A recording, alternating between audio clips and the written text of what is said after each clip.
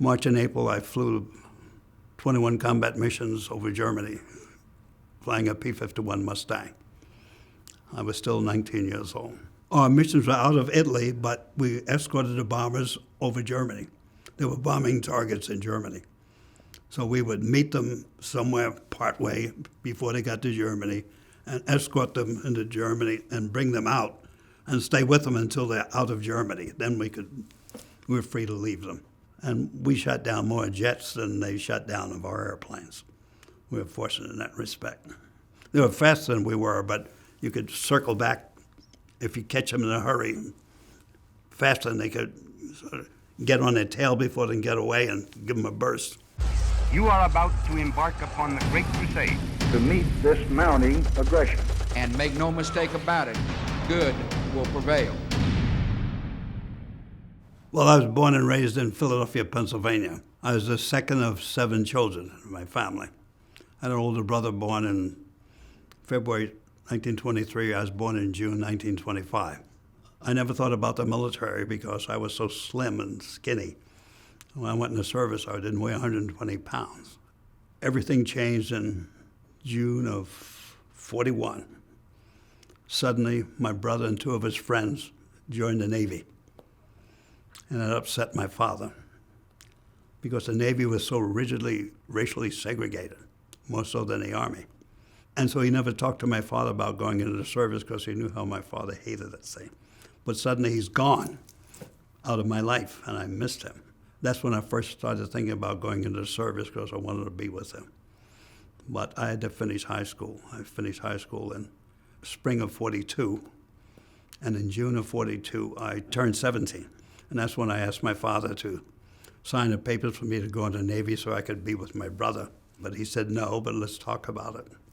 The Navy would take Afro-Americans only as mess attendants. They made my brother a cook. And that's the way life was. I'd be 3 meals a day on a ship. That would be sort of boring, and it sort of changed my mind. 1943, a notice came out. If you're 17 and a high school graduate, there's an exam you can take. If you pass the exam and a physical, it's a fast track to pilot training. Well, I rushed up and took that for the Navy first, but they failed me because of my teeth. My wisdom teeth weren't in. They said something was wrong with them. I went to a dentist, and he says, nothing's wrong with them. It's just because you're Afro-American, probably. So I went to the Army because the Tuskegee Airmen had already started. And they accepted me. I went into service in July of 43. I went to Keesterfield, Mississippi for basic training. Then from there to Tuskegee Institute of Technology, 320th College Training Detachment, college courses for flying. I was there for 3 months, and I ended up going to Tuskegee Army Airfield, class 44H, and graduated as a pilot in September 1944. Received my wings and my commission as a second lieutenant. I was there. We were in Alabama. Racial segregation was rampant there, but we had to live. We knew how to live with it, and that's what we did. We were at Tuskegee, and it was like a separate world. We didn't go into the town of Tuskegee because that was run by the whites in the town. But we could go to the campus, and we spent a lot of time on the campus of Tuskegee Institute. I then went to Walterboro, South Carolina, training on the P-47 for combat training, and finished that in January 45 and went overseas. And March and April, I flew 21 combat missions over Germany, flying a P-51 Mustang. I was still 19 years old. The P-47 was a rugged airplane. It could take a lot of damage even and still fly. But the P-51 was more maneuverable, I think. I loved flying the P-51. It was so responsive to everything. And I was assigned to the 99th Fighter Squadron in the 332nd Fighter Group in Italy. And from there we flew as part of the 15th Air Force.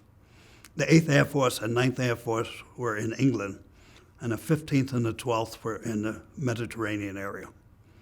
And the 15th was a strategic, the heavy bombers, and we as fighters were assigned to the 15th Air Force to escort the bombers. That was our primary job. Although we did do some fighter sweeps in Germany when we had the time, looking for targets of opportunity. But our main time was high altitude, over 20,000 feet, escorting the bombers. By the time I got over there to fly in March and April, I didn't see one 109 or Focke-Wulf 190. I saw some 262s, the jets. But remember, Germany started war in '39. And by that time, they were running out of pilots and airplanes. By the time I got over there, we had air superiority over Germany. So where could they train people? Anytime we would go fighter sweeps, if you saw an airplane on an airport on the ground, you'd shoot it up, say. And so the Germans just ran out of airplanes and ran out of people.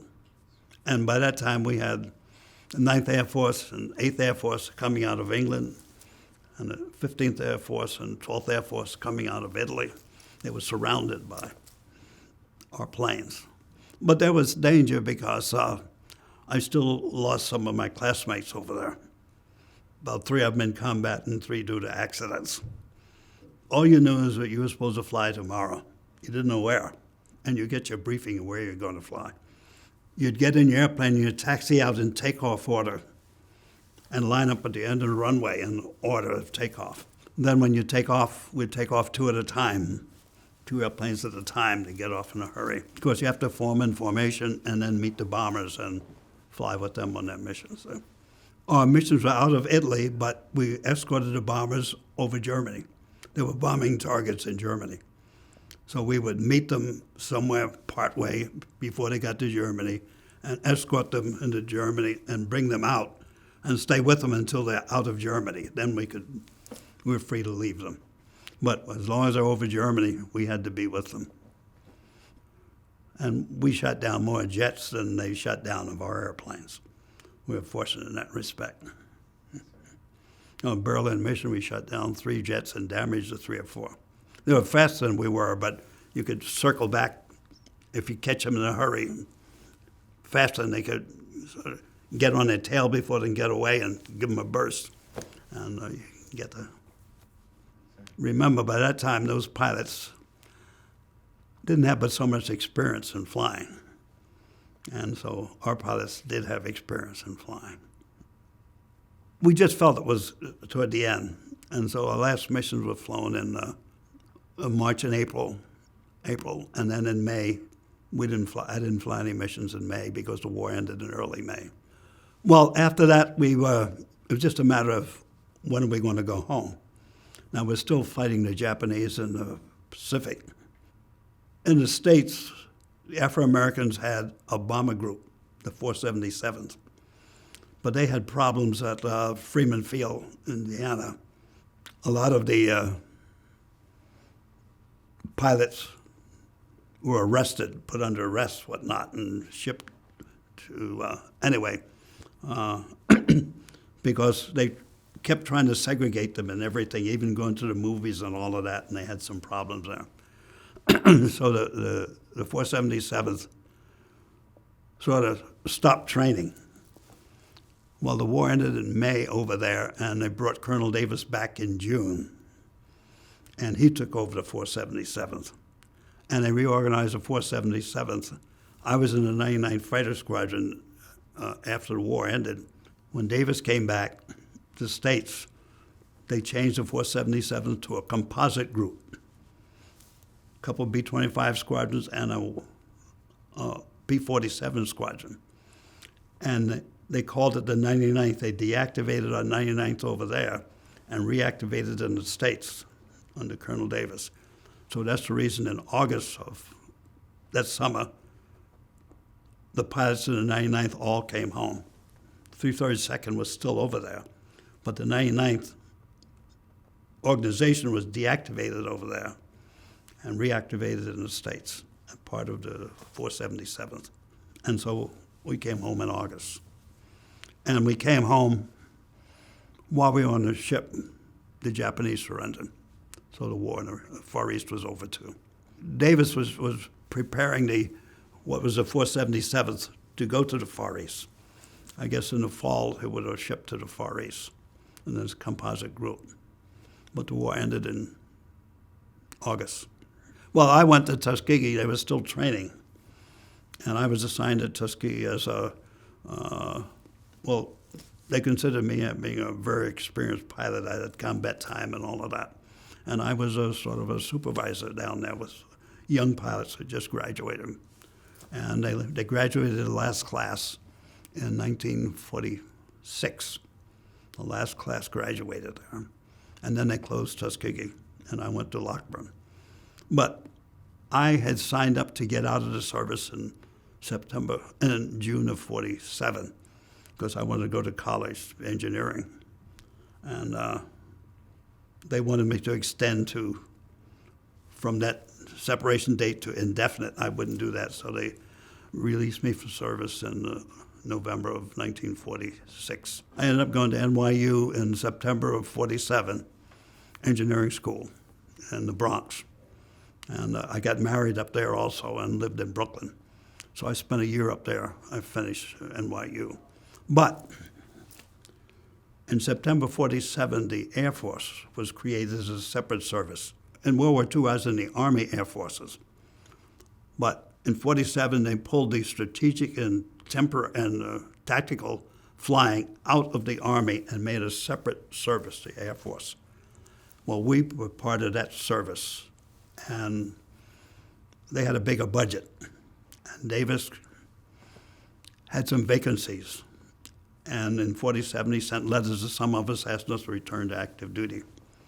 And because I got married and had a kid on the way, I eventually, in 48, decided to go back into service, asked them if it was still available. They said yes, and I returned to active duty in June of 48 at Lockburn. I realized that going back into service, I was a pilot, just a pilot. And if anything happened to me where I couldn't fly, they had no need for me. So I wanted to make sure that if I go back into service now with the family, I want to stay to retirement. What else can I do? I thought about maintenance. And I thought about that because this new Air Force was looking for a fighter with radar on it to be around the edges of the country to attack people coming in. And radar was something new that occurred during World War II. And I thought it was interesting.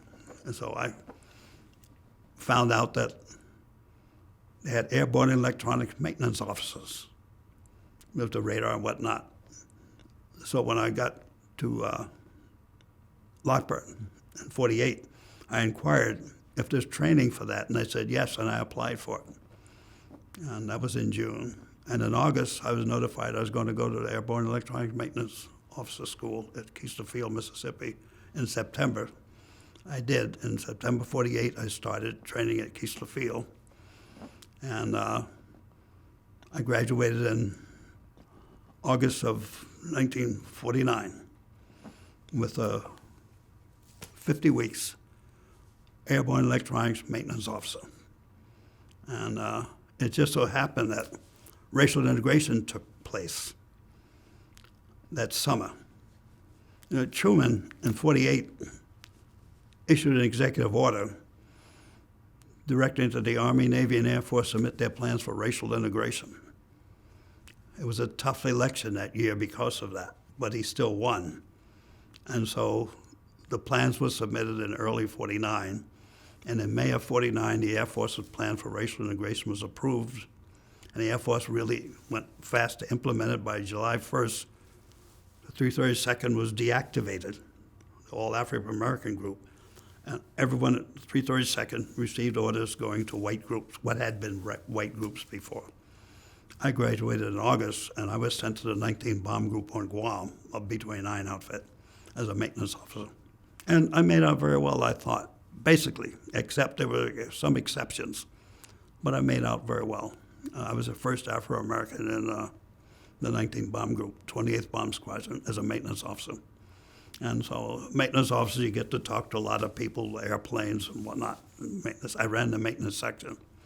But I also determined to be able to fly the airplane as a pilot, and I did that. And I got there in October, and 49.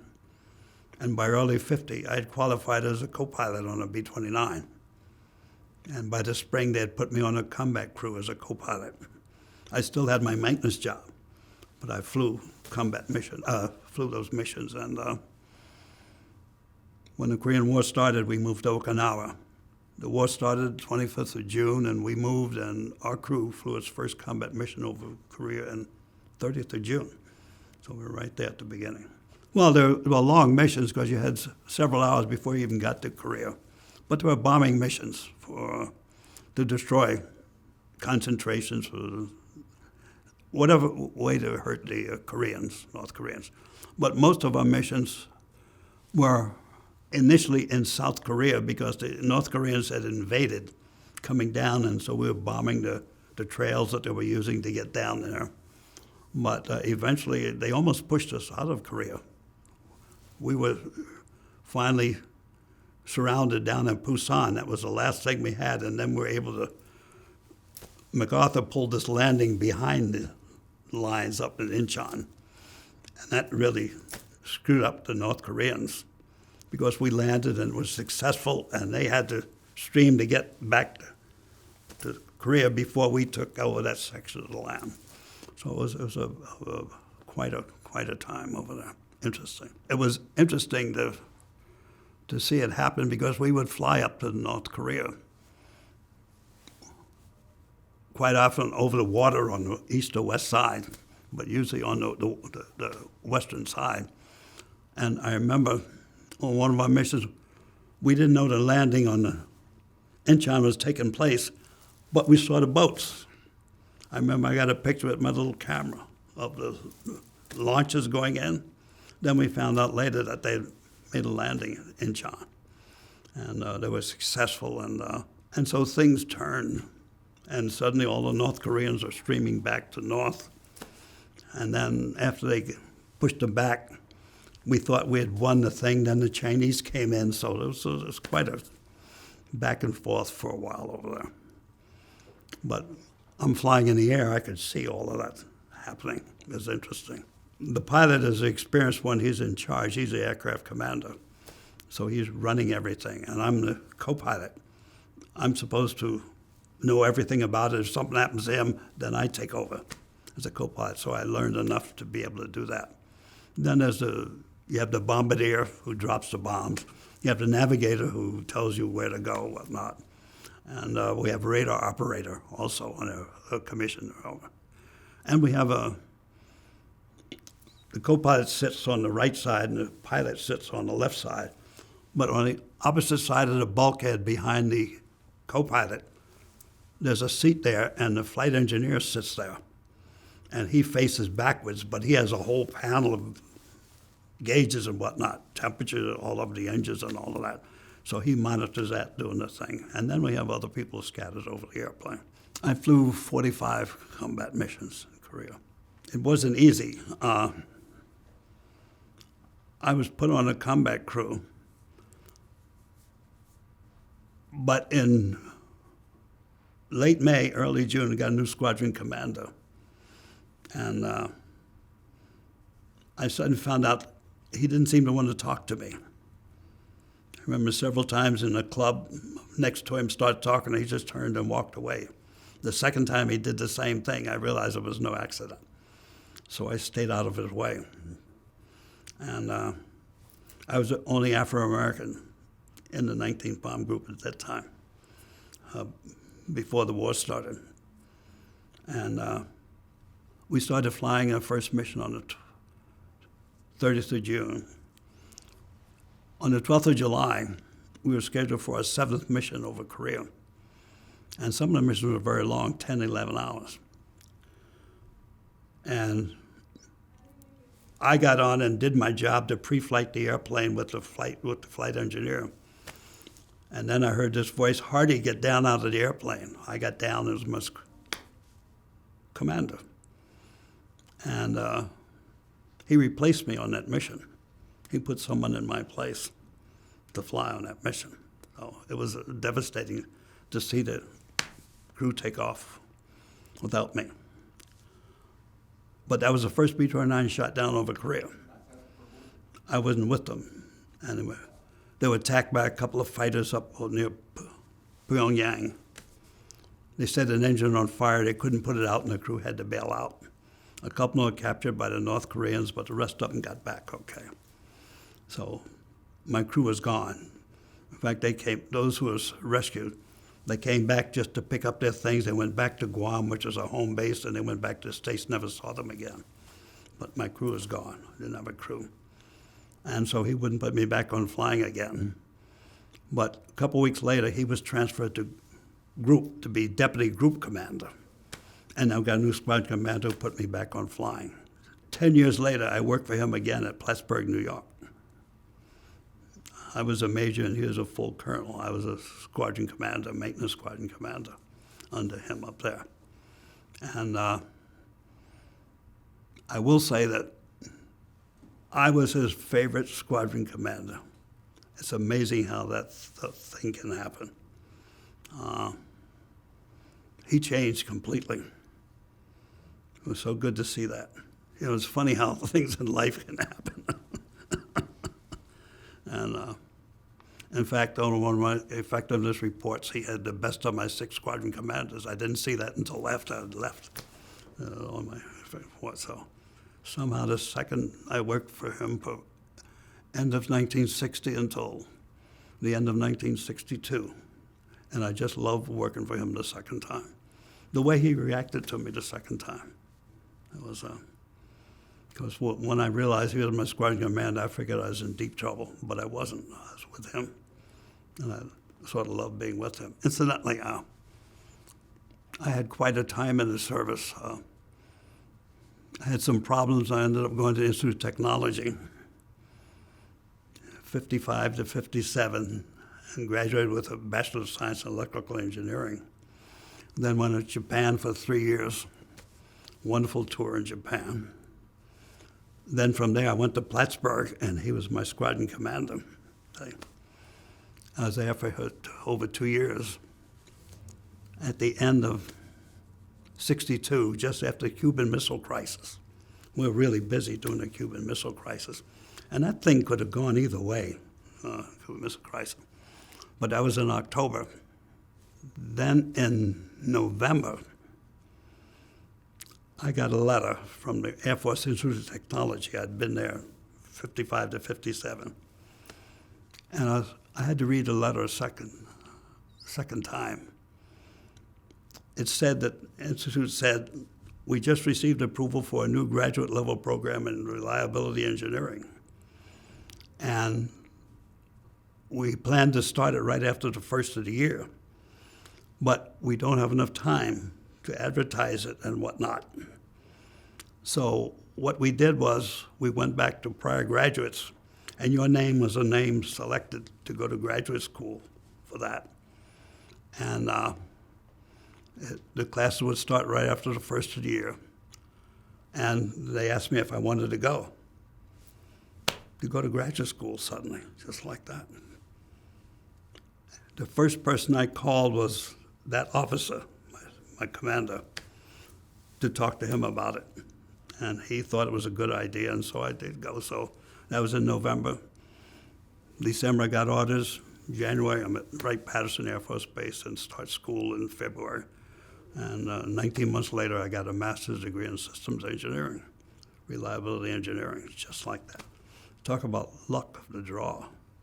That something like that could happen, simply because they got approval for the thing after they had hoped to get it, which meant they would have had to slip the course if they had advertised the way they do. They advertise for 2 or 3 months, then they get applications in, and then they pick the students. Instead, they picked the students from prior graduates from the Institute of Technology, and that got me. But the first person I talked to was Colonel Fred W. Miller about that. So the feeling towards him at that time had changed from what had happened on Okinawa. But that changed my life, too. After the Institute of Technology, I was a major then. I went to System Command and in reliability engineering. But after I was there for 5.5 years, the first year there, I made lieutenant colonel, and I was given other jobs. Then the second year there, they had me go to a briefing and found the program was in trouble. And they made me the program manager for the 490L Overseas Audubon Switches program. 10 switches in Europe, 1 in Panama, and 5 in the Western Pacific. And to be part of the Audubon system, which would be Department of Defense's first worldwide direct dial telephone system. And I was chief of engineering and program manager for that. I ran that for 3.5 years. Successfully covered the first sites in Europe, 4 in Europe, and 1 in Panama, successfully. Then someone in Italy could direct dial depot in the States using the Audubon system. But somewhere along the line, I learned to fly the 119. The 119 is a troop carrier airplane, eggshell fuselage with twin booms. They made a gunship out of it. And it was an obsolete airplane then. And we're looking for pilots for it. And I had hundreds of hours in that airplane. And suddenly, at the end of '69, I'm back to the cockpit. I hadn't flown in 7 years. I went back to the cockpit at 119 and then trained with the crew and ended up in Vietnam in the 119. So it was my third combat tour. We were in Vietnam in April of 1971, assigned to the 18th Special Operations Squadron. And I went over with the crew as a lieutenant colonel then. But as soon as I got there, they took the crew away from me and gave it to someone else because 18th Special Operations Squadron was at Phan Rang. But all of the airplanes were either Udon, Thailand, or Da Nang. And you had to have maintenance and everything at each of those places. And I became the commander at Udon for about 3 months and then moved to the commander at Da Nang. And we flew up and down the trail into Cambodia and Thailand. North Vietnamese would bring stuff in trucks down through the trails there to the people in the south, the Viet Cong in the south. And we would go out at night looking for trucks in the jungle, picking up infrared equipment, and fly around the circle. Everything is fired to the guns are fixed, firing to the left, and you go around the circle. And we killed a lot of trucks, and that was our job. So.